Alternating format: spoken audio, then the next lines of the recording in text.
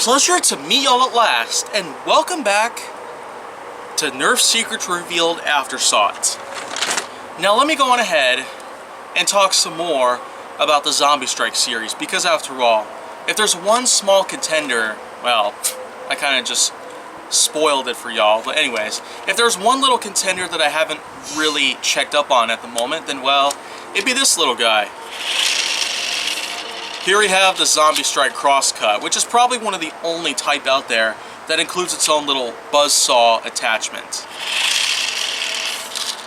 Although it's not really a separate attachment, it's just a permanent part of the blaster that pretty much just spins around. And of course, it doesn't really serve much function other than just the gimmick or even the imitation of an actual buzzsaw sort of attachment where you could pretty much slice zombies' heads off and the like. I mean, the possibilities are endless, especially if you have weird fantasies of some sorts. I mean, unless you're like me, someone who appreciates reality for what it is.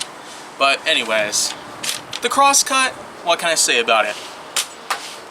Well, first of all, it fires 2 shots from 2 different barrels, so I'm just not entirely sure about anything that I could probably say about it. Well, man, other than the fact that, well, like most blasters out there, mainly motorized ones, unless of course if it were a Nightfinder-based blaster in recent times, then well, this actually has 2 triggers, but the second trigger, of course, operates the buzzsaw, and of course, it has its own little ratcheting system, which is very peculiar to that of some older blasters that we've had, like the buzzsaw, the gyro strike, and some other blasters that pretty much have functions like this. I mean, Nerf has actually recycled some of their older material just to bring back to some new generation fans out here.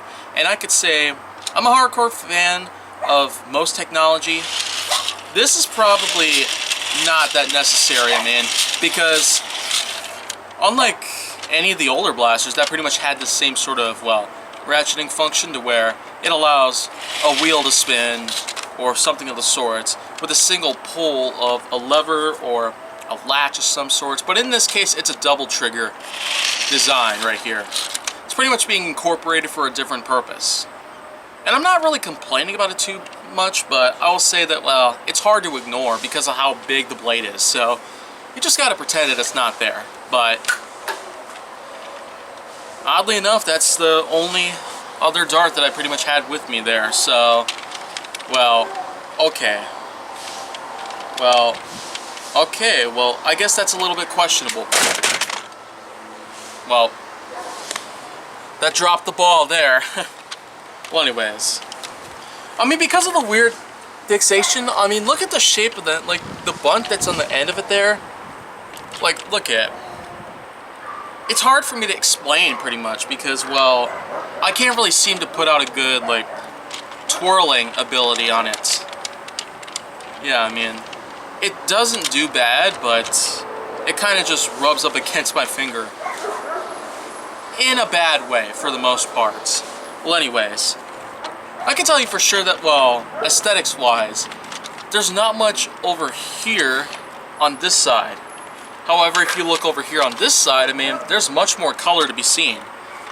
Aside from the light green and orange, as well as the light gray and dark gray that the Zombie Strike line has pretty much been famous for over the years, there is some red, there is some black, especially with the Zombie Strike sort of stamp logo that you see on pretty much all Zombie Strike blasters, even to this day. But aside from all that, I could say the aesthetics is pretty good here, but you know what? Time for a little invisible action.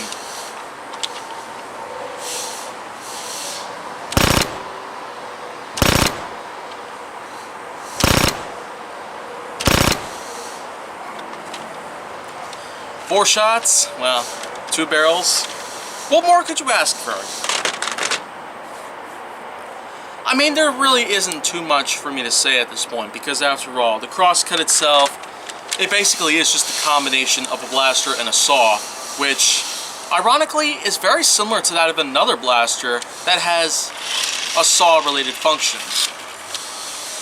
That's right, the Zombie Strike Brain Saw. But that was kind of more of a heavily modified variant of the Rough Cut 2x4, or the Pluto, or even the new Super Warden. But by any means, I can't really say that the Crosscut, it's not really a great blaster by any means, especially with this weird trigger well sort of design that, again, it's hard for me to explain. It almost kind of looks like a giant, well, a very large cartoony sort of screw shape with a weird nub at the end of it. Again, it's very difficult to explain because there's just hardly any reason. But other than that, I could say for sure that the Crosscut, it might be worth your money in some ways. Oh, and let's not forget, I mean, in case you haven't wondered what the name of this blaster is, well, look over here on the saw blade. Yep. There's an embossed Crosscut placard just printed out here on the blaster itself, but on the buzzsaw, and only on this side though. I mean, there's a lot more saw to be seen on this side, even from like up top here. There's not much of the plastic that gets in the way, so I mean, it probably would have made a little bit more sense to put the Crosscut placard on this side too, or better yet, probably just on one side of the blaster, because one side of the blaster is kind of blockading most of the saw, whereas the other side is probably not so much. But anyways, this concludes my talk on the Zombie Strike Crosscut, and I will say for sure that there's bound to be at least a couple more Zombie Strike blasters that I will in fact have to talk about at some point in time. But until any of that happens, if you want to see more, go down to my channel. Make sure that you like, subscribe, comment, follow me on social media, and stay on the Hollywood side.